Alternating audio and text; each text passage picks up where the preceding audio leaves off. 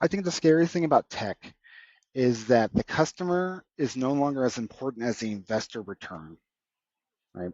And so like when technology used to be about building a better mousetrap, right? And you become like, here's the best watch in the industry, or here is the best way to do X. And now all these products come and they go, and they they announce a product and it goes away and it gets comes out as a new product, and Skype comes and goes, and Google Hangouts and all the where I feel like we've stopped like figuring out how to build things in a way to a completion or to like a milestone. Like uh, the last email, I can't even think of the last new email feature I've seen. The best email feature in the last 40 years is probably 30 seconds it'll wait before it sends it. So like you send it and then 10 seconds later you're like, oh, and you unsend it and you type the thing you forgot to say. But what has email done since then that's good, in terms of like writing emails?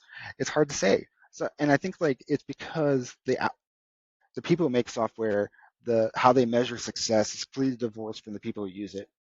And Yes, right. so, and I think like if you just sat for a second, I've owned product and I've sat and just I don't say anything, I just watch them use it.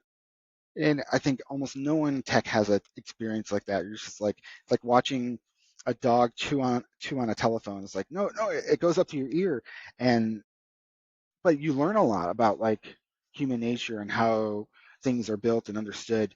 And so we're so disconnected from that experience of like you know can you tell me from memory what all the buttons in Microsoft Word does at the top of the screen? Absolutely not, right? Because Absolutely not. you You have never to use search it. them.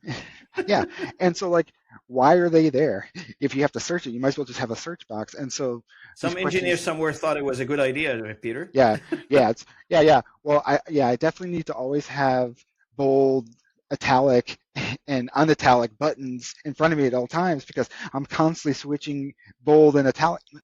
I mean, it's silly, and obviously the person who shipped that feature probably spent 6 years of their life developing and building it, and you know, when has someone made a better typewriter?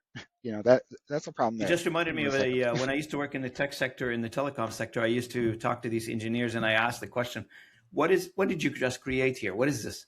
Oh, it does this neat feature. It does this, and they explain it to me. They're very excited about it.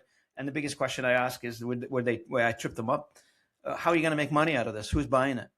And and that's where the disconnect happen, because it's neat, because it can do X amount of things that they're neat, not necessarily because the user needs it or wants to use it or using it effectively.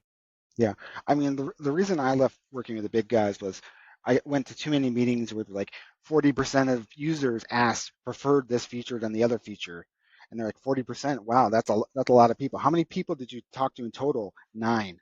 And it's just like Yeah, okay, so the sample size is pretty tiny, Peter. I mean, it's I mean I'm not a statistician, I am not a social scientist, but like I ask questions of like I know how to lie. I know how people lie with numbers, right? And I think that's the other thing about, AI is like it makes it really easy to lie with numbers, but also makes it really easy to unwrap the lies with numbers because you can do very expensive search queries and stuff. So hopefully that will like empower people more than it unempowers them is my fervent hope for the future of tech.